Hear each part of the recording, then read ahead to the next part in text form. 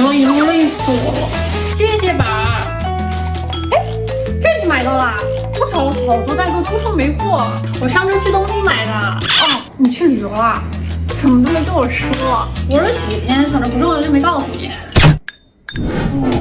这个挺好美啊，我们下次一起来。